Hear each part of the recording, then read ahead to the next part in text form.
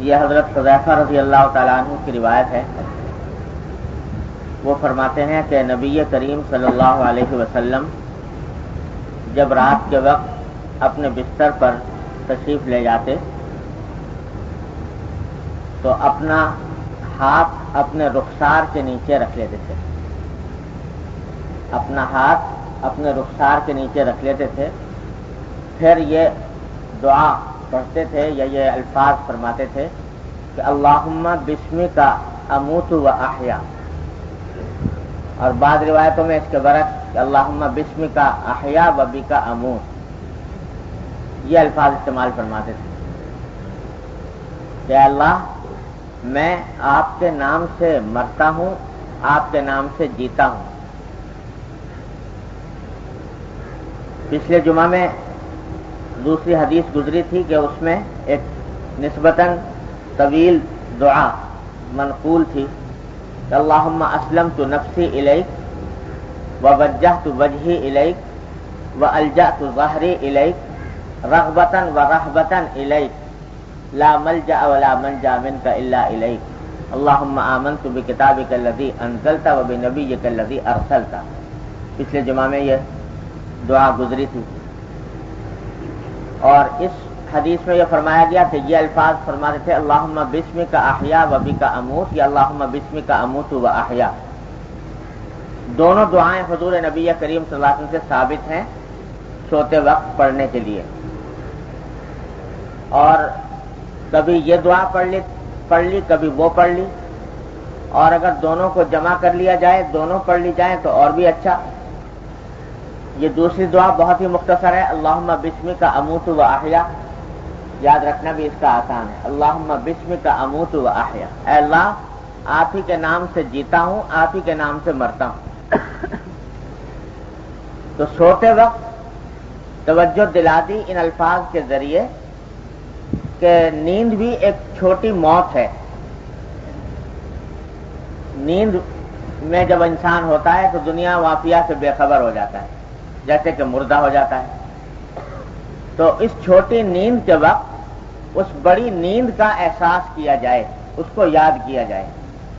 یہ ایک نیند تو مجھے روزانہ آ رہی ہے لیکن اس سے عام طور پر بیدار ہو جاتا ہوں، لیکن ایک بڑی نیند آنے والی ہے جس سے بیداری قیامت کے دن ہوگی.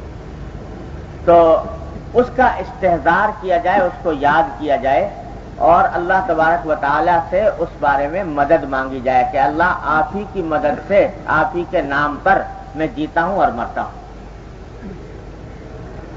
اور فرمایا اسی حدیث میں آگے کہ وَإِذَا اسْتَيْقَظَ، جب آپ بیدار ہوتے تو یہ فرماتے تھے کہ الحمدللہ الذی احیانا بعدما اماتنا وإلیہ النشور، کہ شکر ہے اس اللہ کا جس نے ہمیں زندگی دی موت کے بعد. یعنی چھوٹی موت تھی نیند، تو اللہ آپ کا شکر ہے کہ آپ نے زندگی عطا فرمائی موت کے بعد.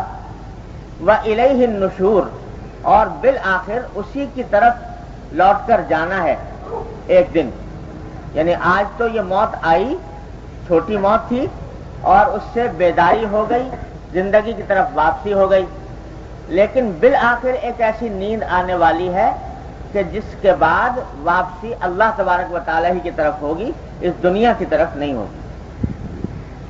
تو یہ قدم قدم پر دو باتیں سکھائی جا رہی ہیں.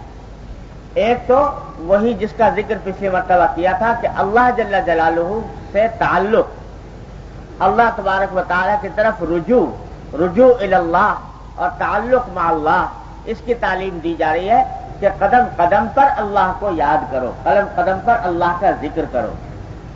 اور دوسری طرف اس بات کی طرف توجہ دلائی جا رہی ہے کہ زندگی اور موت اللہ تبارک و تعالیٰ کے ہاتھ میں ہے. آخرت کی طرف توجہ دلائی جا رہی ہے کہ ہر روز اگر آدمی یہ دعا پڑھے سوتے اور جاگتے تو ایک دھیان آخر اس موت کا اور موت کے بعد پیش آنے والے واقعات کا آئے گا. کب تک نہیں آئے گا؟ کب تک غفلت میں مبتلا رہے گا؟ تو اس واسطے یہ دعائیں بڑی اکسیر ہیں آخرت کا کی فکر پیدا کرنے کے لیے. حدیث میں حضور نبی کریم سرور دو عالم صلی اللہ علیہ وسلم نے ارشاد فرمایا کہ اکثروا ذکر حازم اللذات الموت، کہ اس چیز کا ذکر کثرت سے کرو جو تمام لذتوں کو ختم کر دینے والی ہے، یعنی موت۔ اس واسطے کہ موت کو یاد کرنے سے موت کے بعد اللہ تبارک و تعالیٰ کے حضور حاضر ہونے کا احساس خود بخود پیدا ہوتا ہے۔ یہ سارا جو کچھ گڑبڑ چل رہی ہے ہماری زندگیوں کے اندر، وہ غفلت کی وجہ سے، موت سے غفلت، اللہ کے سامنے جواب دہی کے احساس سے غفلت۔ یہ غفلت اگر دور ہو جائے اور موت اس میں مستحضر ہو جائے کہ ایک دن اللہ کے سامنے پیش ہونا ہے، تو انسان اپنے ہر قول و فعل کو تول کر کرے کہ کوئی کام اللہ کی مرضی کے خلاف نہ ہو جائے۔ تو یہ دعائیں جیسا پچھلے جمعہ میں عرض کیا تھا، یہ سب یاد کر لینی چاہیے کہ خود بھی یاد کریں، بچوں کو بھی بچپن ہی سے یاد کرائیں، عادت ڈالوائیں اس کی کہ یہ دعائیں پڑھی جائیں۔ بڑی برکت کی چیز ہے۔ جب سوتے وقت یہ دعا پڑھ لی، اٹھتے وقت نبی کریم صلی اللہ علیہ وسلم کے سنت کے مطابق دعا پڑھ لی، تو انشاءاللہ ساری نیند عبادت بن گئی۔ سو رہے ہو اور عبادت انجام دی جا رہی ہے اللہ تبارک و تعالیٰ۔ اللہ تعالیٰ توفیق عطا فرمائے۔ اگلی حدیث عن یعیش بن طخفة الغفاری رضی اللہ تعالی عنہ قال ابی بینما انا مضطجع فی المسجد على بطنی اذا رجل يحركني برجله فقال ان هذه رجعة يبغضها الله قال فنظرت فاذا رسول اللہ صلی اللہ علیہ وسلم۔ یہ ایک صحابی ہے یعیش بن طخفة غفاری رضی اللہ تعالی عنہ۔ وہ کہتے ہیں کہ میرے والد نے مجھے یہ واقعہ سنایا کہ میں ایک دن مسجد میں لیٹا ہوا تھا، اور مسجد میں بھی لیٹا ہوا تھا پیٹ کے بل الٹا لیٹا ہوا تھا۔ تو اچانک میں نے دیکھا کہ کوئی شخص اپنے پاؤں سے مجھے ہلا رہا ہے، پاؤں سے مجھے حرکت دی اس نے، اور ساتھ میں یہ کہا کہ یہ لیٹنے کا طریقہ یعنی الٹا لیٹنا یہ ایسا طریقہ ہے جس کو اللہ تعالیٰ ناپسند فرماتے ہیں۔ تو جب یہ آواز آئی تو پھر میں نے پہچانا کہ وہ صاحب جو مجھے ہلا رہے تھے وہ رسول اللہ صلی اللہ علیہ وسلم، یعنی حضرت صلی اللہ علیہ وسلم نے اس طریقے سے لیٹنے کو پسند نہیں فرمایا، یہاں تک کہ پاؤں سے ہلا کر ان کو تنبیہ فرمائی۔ تو اس سے معلوم ہوا کہ الٹا لیٹنا، پیٹ کے بل لیٹنا، یا کسی بھی حالت میں ہو، مسجد میں ہو یا اپنے گھر میں ہو، تو یہ بغیر کسی ضرورت کے اس طرح لیٹنا یہ مکروہ ہے، اور اللہ تبارک و تعالیٰ کو بھی ناپسند ہے، نبی کریم سرور دو عالم صلی اللہ علیہ وسلم کو بھی ناپسند ہے۔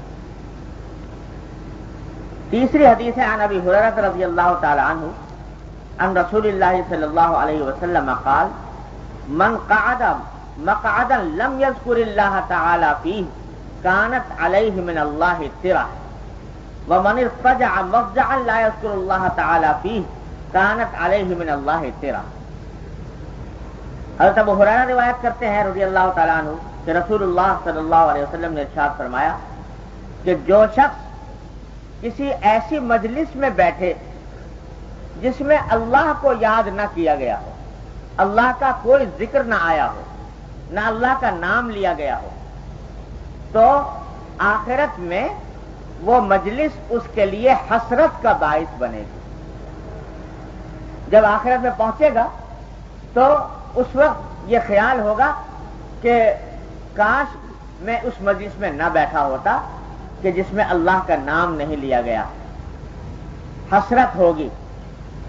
اس لیے فرمایا کہ کوئی مجلس مسلمان کی اللہ جل جلالہ کے ذکر سے خالی نہ ہونی چاہیے۔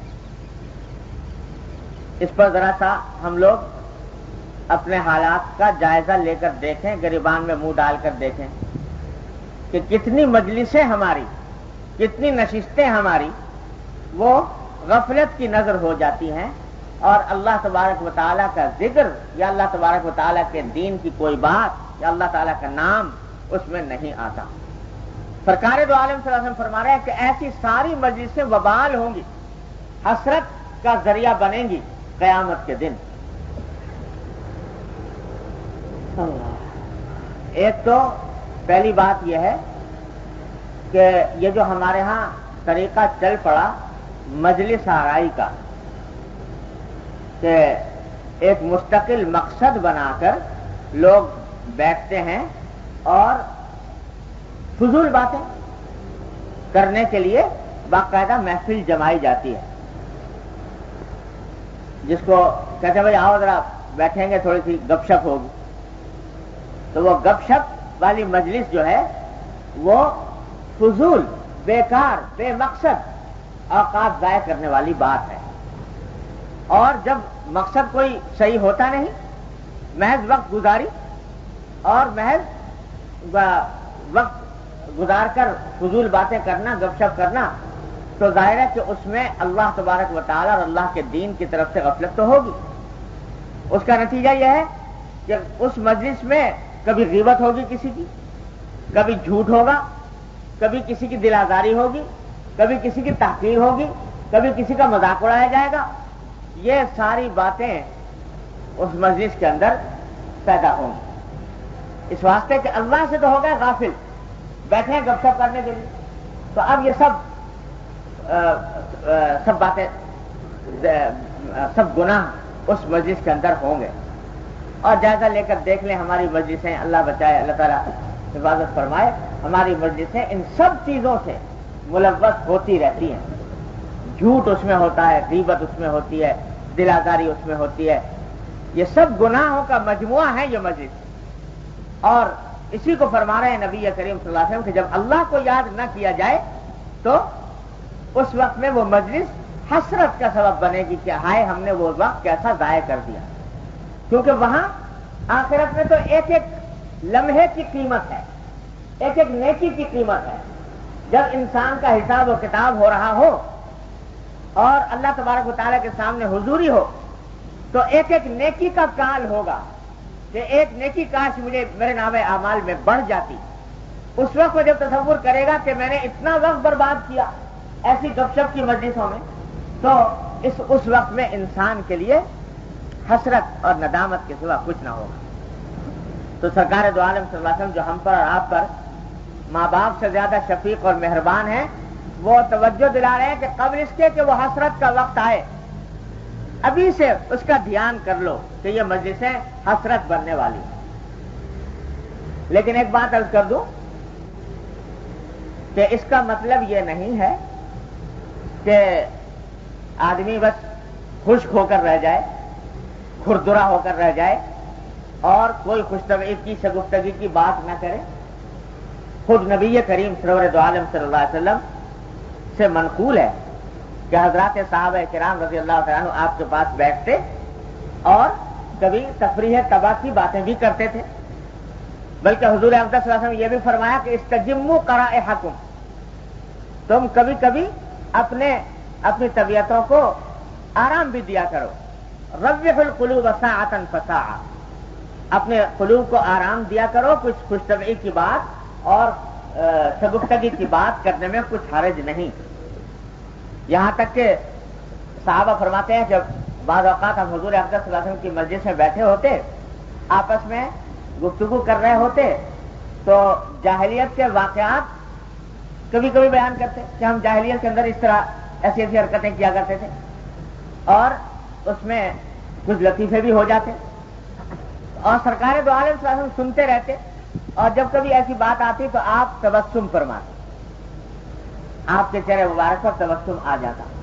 یہ مجلسیں ہوتی تھی، لیکن ایک تو اس بات کا اہتمام تھا کہ مجلس میں کوئی گناہ کا کام نہ ہو، غیبت وغیرہ، جھوٹ، دلآزاری وغیرہ یہ نہ ہو.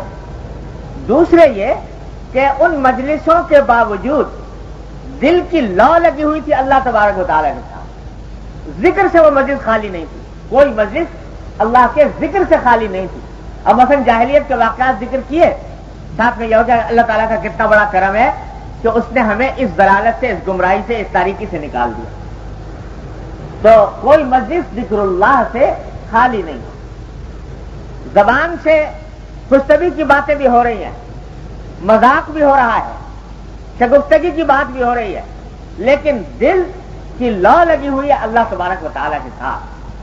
یہ طریقہ تھا حضور نبی کریم صلی اللہ علیہ وسلم کا بھی اور صحابہ کرام کا بھی. وہ کیسے؟ یہ بات کہنے کو تو آسان ہے کہ باتیں ساری ہو رہی ہیں اور دل اللہ تبارک و تعالیٰ کے ساتھ مشغول ہے. دست بکار و دل بیار، کہ ہاتھ اپنے کام میں مشغول ہے، باتیں زبان سے نکل رہی ہیں دوسری، اور دل کی لو بھی اللہ تبارک و تعالیٰ کے ساتھ لگی ہوئی ہے. کہنے کو آسان ہے لیکن یہ مشق سے حاصل ہوتی ہے بات.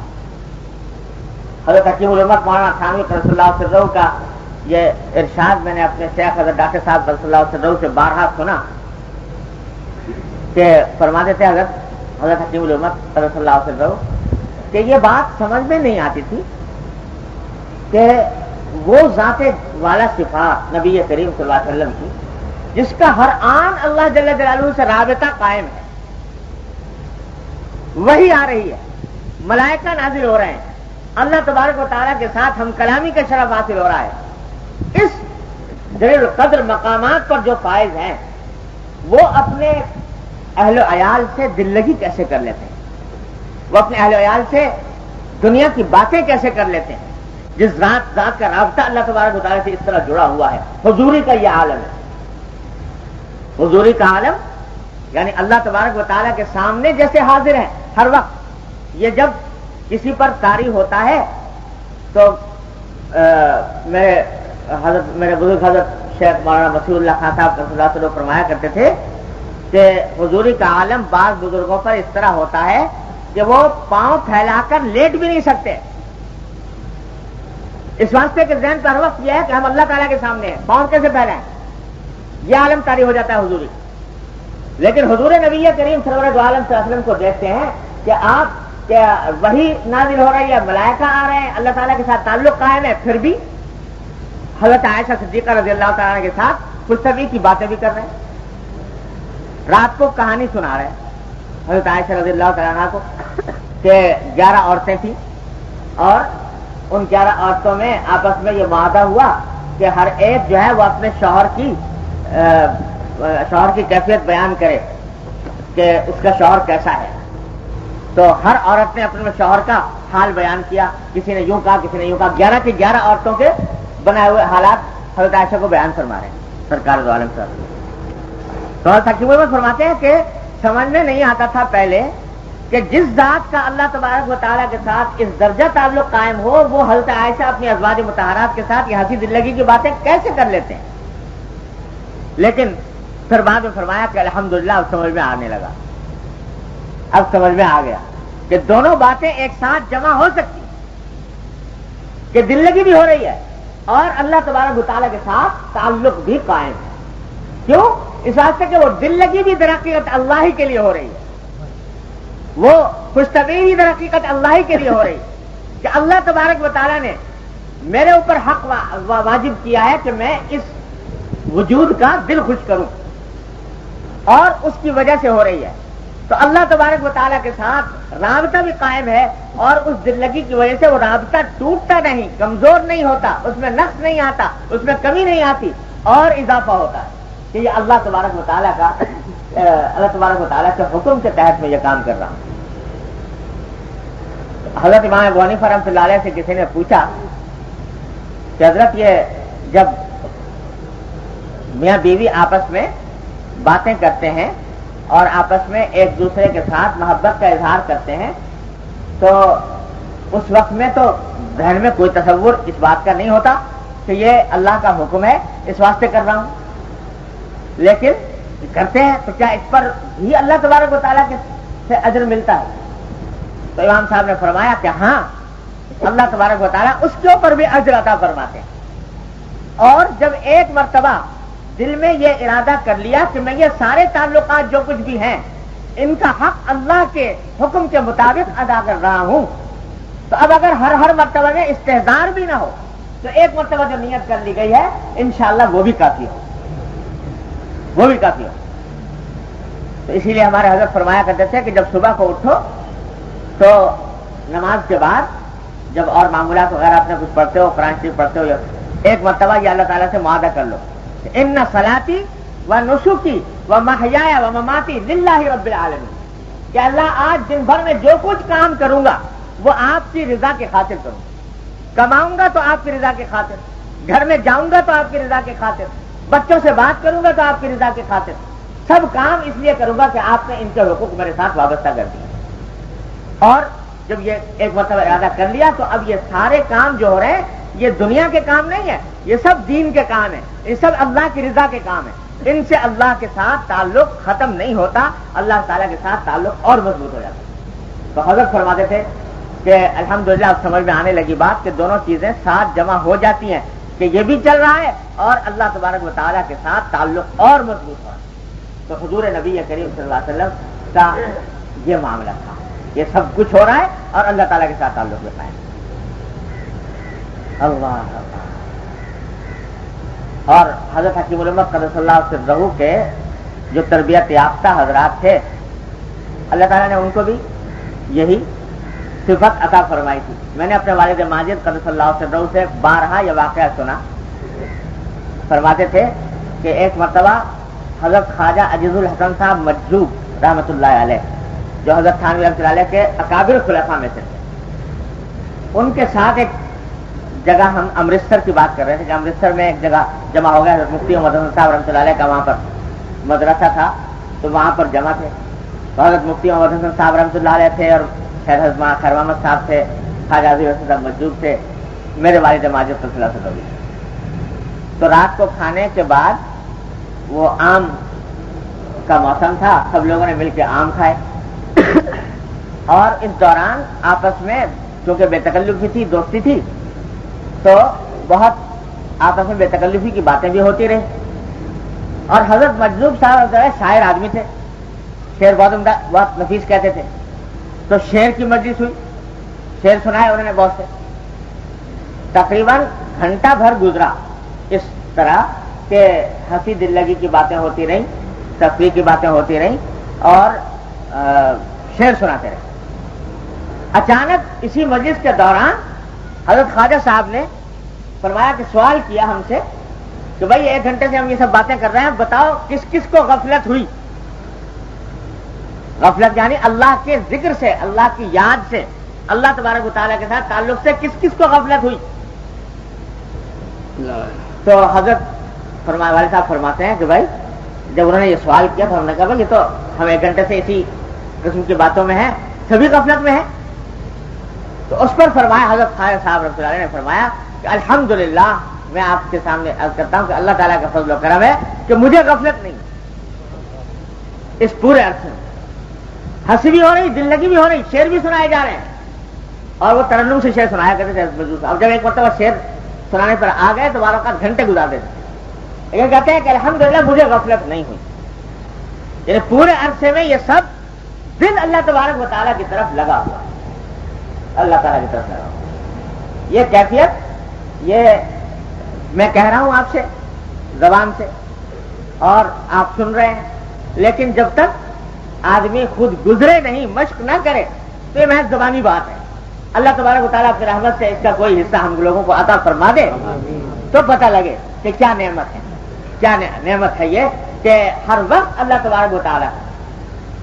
میں نے اپنے والد ماجد صلی اللہ علیہ وسلم کا ایک مکتوب دیکھا جو حضرت تھانوی رحمۃ اللہ علیہ کے نام لکھا، حضرت حکیم الامت صلی اللہ علیہ وسلم اپنا ہر بات لکھا کرتے تھے حضرت تھانوی رحمۃ اللہ علیہ، تو اس میں خط میں لکھا، کبھی زبان سے نہیں سنا، کبھی بتایا نہیں، لیکن ایک مرتبہ حضرت نے اجازت دے دی تھی کہ بھائی تم پڑھ لو یہ مکاتیب جو میں نے لکھے ہیں حضرت تھانوی کے نام، حضرت کے جوابات، تو میں نے اس میں پڑھا، تو اس میں خط میں لکھا ہوا کہ حضرت یہ کیفیت معلوم ہوتی ہے کہ اپنے دل کی کیفیت یہ محسوس کرتا ہوں کہ جس طرح ایک قطب نما ہوتا ہے نا، قطب نما کی سوئی وہ شمال کی طرف رہتی ہے ہمیشہ، اس کو کتنا ہی گھما لو، دائیں لے جاؤ، بائیں لے جاؤ، اوپر لے جاؤ، نیچے لے جاؤ، لیکن سوئی ہمیشہ شمال کی طرف رہے گی۔ تو الحمدللہ اب ایسا لگتا ہے کہ کہیں بھی کام کر رہا ہوں، کسی جگہ بھی کر رہا ہوں، مدرسے میں ہوں، گھر میں ہوں، دکان پر ہوں، بازار میں ہوں، کہیں بھی ہوں، لیکن لگتا یہ ہے کہ دل کی سوئی تھانہ بھون کی طرف ہے، دل کی سوئی تھانہ بھون کی طرف ہے۔ تو فرمایا کہ یہ कुतुब नुमा की सुई जिस तरह शिमाल की तरफ होती है, उस तरह दिल की सुई इस तरफ लगी हुई है। अब हम लोग क्या समझें इस कैफियत को, जब तक अल्लाह तबारक व तआला अपने फजल करम से अता न फरमा दे। तो लेकिन है, वाकया है, और अता इसी तरह होती है, कोशिश से होती है, मेहनत से होती है, मशक से होती है। जब चलते फिरते उठते बैठते इंसान अल्लाह जल्ल जलालहू का जिक्र करता रहे, अल्लाह के सामने हाजिरी का एहसास होता रहे, तो ये कैफियत आ जाती है कि जबान से दिल लगी की बातें हो रही हैं और दिल की सुई अल्लाह तबारक व तआला की तरफ है। अल्लाह तबारक व तआला ये कैफियत का फरमा, ये सारी दुआएं जो हुजूर नबी करीम सल्लल्लाहु अलैहि वसल्लम तलकीन फरमा रहे, ये सब इनका मुंतहाए मकसूद ये है कि जिस किसी काम में हो, जिस किसी हालत में हो, तुम्हारा दिल रहना चाहिए अल्लाह तबारक व तआला की तरफ। ये दिल जो है ना, ये अल्लाह तबारक व तआला ने बनाया सिर्फ अपने लिए। ये आज़ा, ये जवारे, ये जो आंख, कान, नाक, ये चीजें जो है ना, ये सब दुनियावी कामों के लिए है, दुनिया में अपने मकासद से हासिल करते चले जाओ। लेकिन ये चीज जो बनाई है दिल, ये अल्लाह तबारक व तआला ने खालिसतन अपने लिए बनाया है, और इसलिए बनाया कि इसमें उनकी तजल्ली हो, उनकी मोहब्बत इसके अंदर, उनकी मोहब्बत से ये मामूर हो, उनके जिक्र से ये मामूर हो। तो यही वो बात है कि जिसको नबी करीम सल्लल्लाहु अलैहि वसल्लम ने फरमाया कि अफ़ज़लुल अमाल ये है कि इंसान की जबान अल्लाह के जिक्र से तर रहे। जब जबान तर रहेगी तो रफ्ता रफ्ता जबान को अल्लाह तबारक व तआला ने दिल का जीना बनाया, दिल में उतरने का जीना बनाया। जबान से जब जिक्र करते रहोगे तो अल्लाह तबारक व तआला दिल के अंदर कुछ जिक्र को इंशाअल्लाह उतार देंगे। तो ये सब जितनी दुआएं तलकीन फरमाई जा रही हैं, ये इस मकसद के लिए है कि ये कैफियत पैदा हो जाए। और ये जितना ये तसव्वुफ और तरीक़त और पीरी और मुरीदी और ये सब कुछ जो कुछ है, उसका असल मकसद ये है कि दिल में अल्लाह तबारक व तआला की याद, अल्लाह ताला की मोहब्बत इस तरह समा जाए कि ये तजल्ली गाह बन जाए अल्लाह जल्ल जलालहू।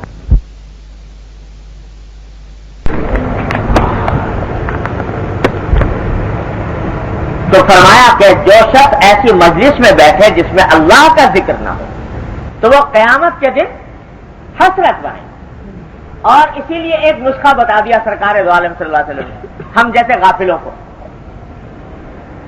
कुर्बान जाइए नबी करीम सल्लल्लाहु अलैहि वसल्लम, कहां तो ये आलम है जो हर वक्त दिल लगा हुआ है। हम जैसे गाफिलों के लिए, तन आसानों के लिए, कमजोरों के लिए आसान नुस्खे बता गए सरकार दो आलम सल्लल्लाहु अलैहि वसल्लम। नुस्खा ये बता दिया कि जब किसी मजलिस में बैठो तो दो कलिमात बता दिए कि उनमें से जो कलिमा पढ़ लो तो उस मजलिस का कफ्फारा हो जाता है, कफ्फारा मजलिस। एक कलिमा यह बताया कि जब फर्ज करो कि मजलिस में बैठे और अब उठने लगे तो उठते वक्त कह दो सुब्हान रब्बिका रब्बिल इज्जति अम्मा यसिफून व सलामुन अलल मुरसलीन वल्हम्दुलिल्लाहि रब्बिल आलमीन।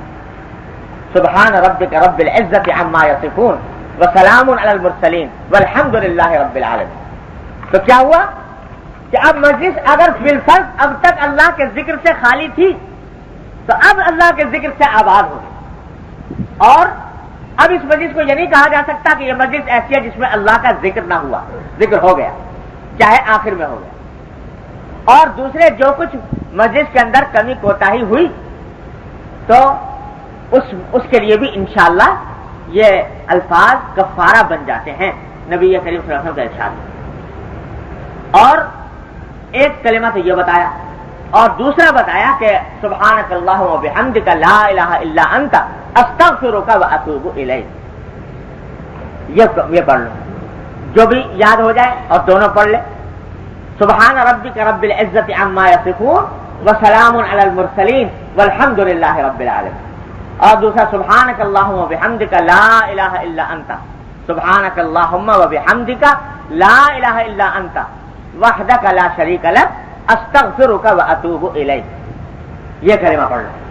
तो हम जैसे काफिलों कमजोरों को ये भी बता दिया कि भाई इतना ही एहतमाम कर लो कम से कम कि मस्जिद से उठने से पहले ये अल्लाह का जिक्र करो, तो इंशाअल्लाह फिर वो मस्जिद तुम्हारे लिए क़यामत के दिन हसरत नहीं बनेगी। और जो कुछ थोड़ी बहुत कमी कोताही सगीरा गुनाह हुए हैं इंशाअल्लाह वो माफ हो जाएंगे। सगीरा गुनाह, कबीरा गुनाह अगर किए तो वो इस तरह माफ नहीं होते हैं जब तक कि तौबा آدمی نہ کرے. تو اس واسطے اس کا تو اہتمام کرنا ہی ہے کہ جھوٹ نہ ہو, غیبت نہ ہو, دل آزاری نہ ہو, اور جتنے کبیرہ گناہ ہیں ان سے اجتناب ہو. چھوٹے موٹے گناہ انشاءاللہ اس عمل سے معاف ہو جائیں گے. تو کم از کم اسی کا اہتمام کر لیں ہم کہ جہاں کہیں بیٹھے تو سبحان ربک رب العزت عما یصفون یہ پڑھ لیا کریں. اور دوسرا جملہ اسی حدیث کا آگے فرمایا کہ وَمَنِ اضْطَجَعَ مَضْجَعًا لَا يَذْكُرُ اللَّهَ تَعَالَى فِيهِ, جو شخص لیٹے کسی ایسے بستر پر کہ سارے لیٹنے کے دوران ایک مرتبہ بھی اللہ کا نام نہ لے, تو کانت میں علیہ من اللہ تیرا, تو وہ لیٹنا بھی اللہ کی طرف سے اس کے لیے حسرت کا ذریعہ بنے گا قیامت کے دن, کہ اس دن میں لیٹا تھا اور اس پورے لیٹنے کے دوران اللہ کا کوئی ذکر نہ ہوا. اب بتائیے کہ اگر لیٹ گئے, سو گئے اور صبح تک سوتے رہے بغیر کچھ ذکر کیے, لیٹے بغیر کچھ ذکر کیے اٹھ گئے, تو فرمایا کہ یہ لیٹنا یہ سونا یہ سب حسرت بنے گا قیامت کے دن. یہاں اس روز ہم اس طرح لیٹے اور اس کے اندر اللہ کا ذکر نہ کیا تو کتنا ہم نے وقت ضائع کیا. اسی لیے فرما دیا کہ بھائی پہلے بھی یہ ذکر کر لو, آخر میں بھی کر لو. اور یہی در حقیقت پہچان ہے ایک مومن کی اور ایک کافر. کافر بھی سوتا ہے, مومن بھی سوتا ہے. کافر سوتا ہے غفلت میں سوتا ہے, اللہ کو یاد کیے بغیر سوتا ہے, اور مومن سوتا ہے تو اللہ تبارک و تعالیٰ کی یاد اللہ کے ذکر کے ساتھ سوتا ہے, اللہ تعالیٰ کی طرف رجوع کر کے سوتا ہے, تو سارا سونا عبادت بن جاتا ہے. اور یہی تو وہ طریقے ہیں جو سرکار دو عالم صلی اللہ علیہ وسلم سکھا گئے کہ ہمیں جانوروں سے ممتاز کر دیا, کافروں سے ممتاز. ارے بھائی گدھے گھوڑے بھی سوتے ہیں, کون جانور ایسا ہے جو نہیں سوتا ہوگا, وہ بھی سوتے ہیں. لیکن اگر تم اپنے آپ کو اشرف المخلوقات کہتے ہو تو پھر اپنے خالق کو یاد کرنا نہ بھولو اس سوتے وقت اور اٹھتے وقت. تو یہ دعائیں اسی لیے تلقین فرمائی گئی. اللہ تبارک و تعالیٰ اپنی رحمت سے ہم سب کو اس کا پابند بنا دے, اس کی برکات اور انوار اللہ تعالیٰ اپنی رحمت سے ہم کو عطا فرما دے. لا الہ الا اللہ. ایک اور حدیث اسی مضمون کی ہے کہ ما من قوم یقومون من مجلس لا یذکرون اللہ تعالی فیہ الا قاموا عن مثل جیفۃ حمار. جو قوم کسی مجلس سے اٹھے, ایسی مجلس سے کہ اللہ کا اس میں ذکر نہیں ہے, تو یہ ایسی ہے جیسے کہ مردہ گدھے کے پاس سے اٹھ گئے, مردہ گدھے کے پاس سے اٹھ گئے. تو وہ مسجد جو ہے وہ مردار گدھا ہے جس میں اللہ تبارک و تعالیٰ کا ذکر نہ کیا جائے. وَكَانَ عَلَيْهُمْ حَسْرَةً, اور قیامت کے دن ان کے لیے حسرت کا سبب بنے. یہ سب بیان چل رہا ہے لیٹنے اور سونے کے آداب کا اور اس کے متعلقات کا, نیند کا اور اس کے متعلقات کا. جیسا کہ میں عرض کر چکا ہوں کہ زندگی کا کوئی گوشہ ایسا نہیں ہے جس میں نبی کریم سرور دو عالم صلی اللہ علیہ وسلم نے ہمیں صحیح طریقہ نہ بتایا ہو, اور جس میں یہ نہ بتایا ہو کہ اس وقت میں کیا سوچنا چاہیے, کیا کرنا چاہیے. نیند بھی اللہ تبارک و تعالیٰ کی عظیم نعمت ہے, نہ حاصل ہو تو پتہ لگے کہ کتنی بڑی مصیبت ہے. نیند غائب ہو جائے تو پتہ لگے کتنی مصیبت ہے. اللہ تبارک و تعالیٰ نے محض اپنے فضل و کرم سے عطا فرما دی, اور اس طرح عطا فرما دی کہ بغیر کچھ محنت کے نظام ایسا بنا دیا کہ اس میں نیند آ جاتی ہے. کوئی ایسا سوئچ نہیں ہے کہ وہ دبا دو اور نیند آ جائے, کوئی ایسا طریقہ نہیں ہے کہ وہ اختیار کر لو اور نیند آ جائے. محض اللہ تبارک و تعالیٰ کی عطا ہے, اللہ تبارک و تعالیٰ کی دین ہے کہ وہ عطا فرما دیتے. اور میرے والد ماجد صلی اللہ علیہ وسلم فرمایا کرتے تھے کہ دیکھو تو صحیح کہ اللہ تعالیٰ نے نیند کا نظام ایسا بنا دیا کہ سب کو ایک ہی وقت میں نیند کی خواہش ہوتی ہے. ورنہ یہ ہوتا کہ ہر ایک آدمی جو ہے وہ مختار آزاد ہے کہ جس وقت چاہے سوئے. تو ایک آدمی کا دل چاہ رہا ہے صبح 8 بجے سونے کا, ایک کا دل چاہ رہا ہے 12 بجے سونے کا, ایک کا دل چاہ رہا ہے 4 بجے سونے کا. اب وہ تو سونا چاہ رہا ہے, دوسرا کھٹکھٹ کر رہا ہے اس کے سر پہ, تو نیند آ نہیں سکتی. کچھ نہ کچھ اس میں خرابی رہے گی, نیند آنے کا کوئی راستہ نہیں ہوگا. نظام پوری دنیا کا ایسا بنا دیا کہ رات کے وقت میں ہر ایک آدمی کیا جانور بھی, پرندے بھی, درندے بھی, چرندے بھی, وہ سب اسی وقت میں ان کو نیند آتی ہے، ایک وقت۔ تو میرے والد ماجد صلی اللہ علیہ وسلم فرماتے تھے کہ کیا یہ ایک وقت میں سونے کا نظام، اس کے لیے کوئی بین الاقوامی کانفرنس ہوئی تھی کہ ساری دنیا کے نمائندے بلا کر اور ان سے طے کیا جائے کہ بھئی کون سے وقت سویا کریں؟ کہ اگر یہ انسانوں کے اوپر چھوڑا جاتا تو انسان کے بس میں نہیں تھا کہ وہ پوری دنیا کا نظام اس طرح کا بنا دیتا کہ ہر آدمی اس وقت میں سو رہا ہے۔ اللہ جل جلالہ نے اپنے فضل و کرم سے ہر ایک کے دل میں یہ خود بخود یہ احساس ڈال دیا کہ بھئی یہ وقت سونے کا ہے، اور اس وقت میں سب سو رہے ہیں۔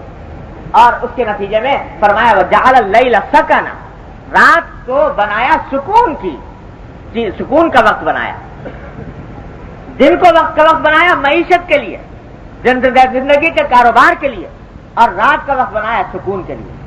یہ اللہ جل جلالہ کی عطا ہے۔ تو بس اتنی بات ہے کہ اس کی عطا سے فائدہ اٹھاؤ، لیکن ذرا اس کو یاد کر لو کہ یہ عطا کس کی طرف سے ہے، اور اس کا شکر ادا کر لو، اور اس کے سامنے حاضری کا احساس کر لو۔ یہ ہے خلاصہ ان ساری تعلیمات۔ اب آگے ایک حدیث ہے، اس کا تعلق بھی نیند ہی کے مسائل سے ہے۔ حضرت ابو ہریرہ رضی اللہ تعالیٰ عنہ فرماتے ہیں کہ نبی کریم صلی اللہ علیہ وسلم نے فرمایا کہ لم یبق من النبوۃ الا المبشرات، قالوا وما المبشرات؟ قال الرؤیا الصالحہ۔ کہ حضور اقدس صلی اللہ علیہ وسلم کا ارشاد ہے کہ اب نبوت کا کوئی حصہ باقی نہیں رہا، نبوت ختم ہو گئی سرکار دو عالم صلی اللہ علیہ وسلم کے اوپر، اب آگے نبوت کا سلسلہ منقطع ہے۔ اب نبوت کا کوئی حصہ باقی نہیں رہا سوائے مبشرات کے۔ صحابہ نے پوچھا کہ اصل مبشرات کیا ہے؟ مبشرات کے لفظی معنی خوشخبری دینے والی چیزیں۔ تو صحابہ نے پوچھا کہ مبشرات کیا ہیں؟ تو آپ نے فرمایا کہ سچا خواب، یہ اللہ تبارک و تعالیٰ کی طرف سے مبشرات ہوتے ہیں، اور یہ نبوت کا ایک حصہ ہے۔ اور اگلی حدیث میں فرمایا کہ مومن کا خواب جو ہے وہ نبوت کا 46واں حصہ ہے، 46واں حصہ ہے نبوت کا۔ کیا معنی؟ معنی یہ ہے کہ جب حضور اقدس صلی اللہ علیہ وسلم کی بعثت کا وقت آیا تو ابتدا میں 6 مہینے تک آپ کے اوپر وحی نہیں آئی، بلکہ 6 مہینے تک آپ کو سچے خواب آتے رہے۔ اور حدیث میں آتا ہے کہ جب نبی کریم صلی اللہ علیہ وسلم کوئی خواب دیکھتے تو وہی واقعہ جو خواب میں دیکھا ہے وہ بیداری کے اندر پیش آ جاتا، وہ خواب سچا ہو جاتا۔ اور حدیث میں الفاظ آتا ہے کہ صبح کی روشنی کی طرح واضح طریقے پر اس خواب کا سچا ہونا لوگوں کے سامنے واضح ہو جاتا۔ 6 مہینے تک سچے خواب آتے رہے آپ۔ تو اس کے بعد پھر وحی کا سلسلہ شروع ہوا۔ تو حضور اقدس صلی اللہ علیہ وسلم نبوت کے بعد دنیا میں 23 سال تشریف فرما رہے۔ اس 23 سال میں سے 6 مہینے سچے خوابوں کا زمانہ تھا، تو 23 کو 2 سے ضرب دیجئے تو 46 بن جاتے ہیں۔ تو اس طرح فرمایا کہ سچے خواب نبوت کا 46واں حصہ ہیں، یعنی حضور اقدس صلی اللہ علیہ وسلم کے نبوت کے زمانے کو اگر 46 حصوں پر تقسیم کیا جائے تو ایک حصے میں آپ کو سچے خواب ہی آتے رہے، وہی نہیں آئے۔ تو فرمایا کہ سچا خواب، مومن کا سچا خواب، یہ نبوت کا 46واں حصہ ہے۔ اور یہ بتایا کہ یہ سلسلہ میرے بعد بھی جاری رہے گا، یعنی مومنوں کو سچے خواب دکھائے جائیں گے اور ان کے ذریعے بشارتیں دی جائیں گی۔ اور اسی حدیث میں یہ بھی فرمایا کہ آخر زمانے میں جا کر تو بالکل قیامت کے قریب خواب ایسے آئیں گے مسلمانوں کو کہ مسلمان کا خواب مشکل ہی سے غلط ہوگا، ورنہ سب بیشتر خواب سچے آیا کریں گے آخری دور میں۔ تو جب آخری زمانہ آئے گا تو مومن کا خواب ہمیشہ سچا ہوا کرے، یہ بھی سرکار دوارا ارشاد فرمایا۔ تو اس میں یہ بتایا کہ خواب بھی اللہ تبارک و تعالیٰ کی ایک نعمت ہے جو نیند سے تعلق رکھتا ہے، اور وہ مبشرات ہیں، ان سے آدمی کو بشارتیں ملتی ہیں خواب کے ذریعے۔ لہذا اگر کوئی بشارت ملے تو اللہ تبارک و تعالیٰ کا شکر ادا کرے اس خواب کے ذریعے۔ لیکن یہاں جو بات ذکر کرنے کی ہے وہ یہ کہ خواب کے معاملے میں بڑی افراد و تفرید پائی جاتی ہے ہمارے یہاں. بعض لوگ تو وہ ہیں جو خواب کے سچے خوابوں کے قائل ہی نہیں، نہ خواب کے، نہ کشف کے، نہ کرامات کے، نہ خواب کے اندر اگر کوئی اچھی بات آئی ہے تو اس کی تعبیر کے قائل ہے. یہ خیال بھی غلط ہے. ابھی آپ نے دیکھا حضور اقدس صلی اللہ علیہ وسلم نے فرمایا کہ 46واں حصہ نبوت کا ہے، اور آپ نے اس کی اس درجہ اہمیت بیان فرمائی کہ مبشرات ہیں یہ. اور دوسری طرف بعض لوگ وہ ہیں جو خوابوں کے پیچھے پڑے رہتے ہیں، ہر وقت بس خواب اور کشف اور کرامات انہی کو سب کچھ مدار نجات سمجھتے ہیں، ان کو مدار فضیلت سمجھتے ہیں. کسی نے اچھا خواب دیکھ لیا معلوم ہوا معتقد ہو گئے، اور کسی نے اچھا خواب دیکھ لیا تو اپنے خود دیکھ لیا تو اپنا ہی معتقد ہو گیا کہ میں بہت پہنچا ہوا بزرگ ہو گیا ہوں. اور خواب تو ہوتا ہے سونے کی حالت میں، بعض اوقات اللہ تبارک و تعالیٰ بیداری کی حالت میں کچھ چیزیں دکھا دیتے ہیں، اس کو کشف کہتے ہیں. اولیاء کرام کے واقعات سنیں گے، فلاں کو کشف ہو گیا، یہ تو اسی کو سب کچھ سمجھ بیٹھے کہ کسی کو اگر خواب آ رہا ہے اچھا کشف ہو رہا ہے، سمجھ لیا کہ یہ بہت بڑا بزرگ آدمی ہے، چاہے بیداری کے اندر اس کے حالات سنت کے مطابق نہ. تو خوب سمجھ لیجئے کہ انسان کی فضیلت کا اصل معیار وہ خواب نہیں، کشف نہیں، کرامات نہیں. اصل فضیلت کا معیار یہ ہے کہ بیداری کی حالت میں آیا اس کی زندگی سنت کے مطابق ہے یا نہیں. بیداری کی حالت میں وہ گناہوں سے پرہیز کر رہا ہے کہ نہیں کر رہا. بیداری کی حالت میں اللہ تبارک و تعالیٰ کی اطاعت کر رہا ہے کہ نہیں کر رہا. اگر نہیں کر رہا تو 1000 خواب آئے ہوں، 1000 کشف ہوئے ہوں، 1000 کرامتیں اس کے ہاتھ پر نظر آئی ہوں، تو خوب سمجھ لو کہ وہ نہ کرامت ہے اور نہ وہ معیار فضیلت ہے. ایسے شخص کا یہ آج کل بڑی زبردست گمراہی پھیلی ہوئی ہے اس معاملے کے اندر. پیری مریدی کے ساتھ لازم ملزوم سمجھ لیا گیا ہے یہ قسم. ہر وقت لوگ خوابوں کے پیچھے پڑے رہتے ہیں، کشف و کرامات کے پیچھے پڑے رہتے ہیں. خوب سمجھ لو کہ یہ حضرت محمد ابن سیرین رحمت اللہ علیہ جو بڑے درجے کے تابعین میں سے ہیں اور خواب کی تعبیر کے امام ہیں، یعنی ان سے بڑا امت محمدیہ علیہ السلام میں خواب کی صحیح تعبیر دینے والا شاید کوئی اور پیدا نہیں ہوا. اللہ تعالیٰ نے خاص ملک عطا فرمایا تھا خواب کی تعبیر دینے. بڑے عجیب غریب واقعات مشہور ہیں ان کے. اتنے بڑے امام ہیں تعبیر خواب کے، لیکن ان کا ایک اتنا پیارا چھوٹا سا جملہ ہے یاد رکھنے کا جو حقیقت واضح کرتا ہے خواب کی. انہوں نے فرمایا کہ الرؤیا تسر ولا تغر، کہ خواب ایسی چیز ہے کہ اس سے انسان خوش ہو جائے کہ اللہ تعالیٰ نے اچھا خواب دکھایا، خوشی کے لیے تو ٹھیک ہے، لیکن خواب کبھی بھی کسی انسان کو دھوکے میں نہ ڈالے. خواب کی وجہ سے یہ نہ سمجھے کہ میں بہت پہنچا ہوا ہو گیا اور اس کے نتیجے میں اپنے بیداری کے اعمال سے غافل ہو جائے. یہ کچھ نہیں. حضرت تھانوی قدس صلی اللہ علیہ وسلم کے پاس جب کوئی آدمی، بہت لوگ معلوم کرتے تھے کہ صاحب میں نے فلاں خواب دیکھا، فلاں خواب دیکھا، تو حضرت عام طور سے یہ شعر لکھ دیا کرتے تھے کہ بھائی نشبم نشب پرستم کہ حدیث خواب گویم، ہم آفتاب ہستم ہم آفتاب گویم، کہ میں تو نہ رات ہوں نہ رات کو پوجنے والا ہوں کہ خواب کی باتیں کروں. میں تو اللہ تعالیٰ نے مجھے آفتاب سے نسبت عطا فرمائی ہے، یعنی آفتاب رسالت صلی اللہ علیہ وسلم، تو میں تو اسی کی بات جانتا ہوں. یہ بتاؤ کہ بیداری میں کیا کر رہے ہیں.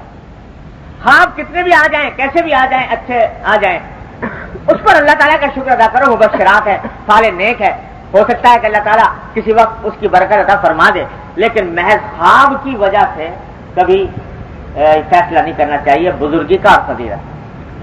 میرے والد ماجد صلی اللہ علیہ وسلم کے بارے میں پتہ نہیں کتنے لوگوں نے خواب دیکھے، اور ایک دو نے نہیں 20 افراد نے کہ خواب میں زیارت ہوئی نبی کریم سرور عالم صلی اللہ علیہ وسلم کی، اور لوگوں نے دیکھا حضور اقدس صلی اللہ علیہ وسلم کو حضرت میرے والد ماجد صلی اللہ کی شکل میں، صورت میں. 20 افراد نے. اور اس طرح کی اور بھی بہت سی بشارتیں. تو جب لوگ لکھ کے بھیج دیتے تھے یہ خواب کی حضرت ہم نے خواب میں دیکھا ہے ایسا، تو والد صاحب اس کو رکھ لیتے تھے اپنے پاس محفوظ. اور ایک رجسٹر تھا، اس رجسٹر کے اندر اس کا عنوان لکھا ہوا تھا، اس کے اندر مبشرات، یہی مبشرات یعنی خوشخبری دینے والے خواب. اس میں کسی سے نقل بھی کروا لیے وہ اپنے پاس، لیکن اس رجسٹر کے پہلے صفحے پر اپنے قلم سے یہ نوٹ لکھا کہ اس رجسٹر کے اندر میرے بارے میں جو کچھ اللہ کے نیک بندوں نے کچھ خواب دیکھے ہیں وہ نقل کر رہا ہوں اس غرض سے کہ بہرحال یہ مبشرات ہیں اور فعال نیک ہے. اللہ تبارک و تعالیٰ اس کے برکت سے مجھے حقیقت میں میری اصلاح فرما دے. لیکن میں سب پڑھنے والوں کو یہ متنبع کرتا ہوں کہ یہ خواب جو آگے ذکر کیے جا رہے ہیں ہرگز مدار فضیلت نہیں ہے، ہرگز مدار فضیلت نہیں ہے، اور ان کی بنا پر میرے بارے میں کوئی فیصلہ نہ کیا جائے، بلکہ اصل جو امتحان ہے وہ بیداری کے اعمال و اقوال ہیں کہ بیداری کی حالت میں کسی آدمی نے کیا کام کیا. لہذا اس کی وجہ سے کوئی آدمی، حالانکہ ان کو شائع کرنے کا بھی خیال نہیں تھا، انہوں نے ویسے ہی اپنی یادداشت کے لیے لکھے ہوئے تھے، لیکن کوئی آدمی دیکھے تو وہ دھوکے میں مبتلا نہ ہو، اس کے لیے باقاعدہ اہتمام کر کے یہ نوٹ اس کے اوپر لکھا کہ کوئی آدمی محض ان کی بنیاد پر فیصلہ نہ کرے، اصل معیار فضیلت بیداری کے اعمال و اقوال. یہ ہے حقیقت خواب. اچھا خواب دیکھے، شکر ادا کرے اللہ تبارک و تعالیٰ کا، دعا کرے کہ اللہ تعالیٰ اس کو میرے حق میں باعث برکت بنا دے، لیکن دھوکے میں مبتلا نہ ہو، نہ دوسرے کے بارے میں ہو نہ اپنے بارے میں.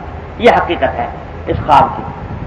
باقی انشاءاللہ وقت ختم ہو رہا ہے تو تفصیل انشاءاللہ آئندہ. جی ہاں، اگلے جمعہ میں مجھے غالب گمان یہ ہے کہ اس ہفتے میں ایک سفر میں جانا ہے، شاید اگلے جمعہ میں حاضر غالباً نہیں ہو سکوں گا، تو لیکن انشاءاللہ مولانا عبدالرؤوف صاحب تشریف لائیں گے، مسجد ہوگی. دعا فرما لیجیے. اللہم صلی علی سیدنا مولانا محمد وعلی آلہ محمد کما صلیت علی ابراہیم. ربنا ظلمنا انفسنا وان لم تغفر لنا وترحمنا لنكونن من الخاسرين. ربنا آتنا في الدنيا حسنة وفي الآخرة حسنة وقنا عذاب النار. ربنا آتنا في الدنيا حسنة وفي الآخرة حسنة وقنا عذاب النار. ربنا آتنا في الدنيا حسنة وفي الآخرة حسنة وقنا عذاب النار. یا ارحم الراحمین اپنے فضل و کرم اپنی رحمت سے ہمارے تمام گناہوں کو معاف فرما. یا اللہ ہمارے تمام چھوٹے بڑے اگلے پچھلے خفیہ علانیہ ہر طرح کے گناہوں کو معاف فرما. یا اللہ ہر طرح کے شر اور فتنے سے ہماری حفاظت فرما. یا اللہ ہر طرح کی معصیتوں سے، منکرات سے، گناہوں سے ہمارے گھر والے، متعلقین، احباب سب کی حفاظت فرما. یا ارحم الراحمین اتباع سنت کی توفیق عطا فرما. یا اللہ دین کی صحیح فہم عطا فرما، اس پر عمل کی توفیق عطا فرما. یا ارحم الراحمین اس پر استقامت عطا فرما. یا اللہ اپنی محبت کو ہر محبت پر غالب فرما. یا اللہ اپنی محبت کو ہر محبت پر غالب فرما. یا اللہ اپنے ساتھ مضبوط اور دائمی تعلق عطا فرما.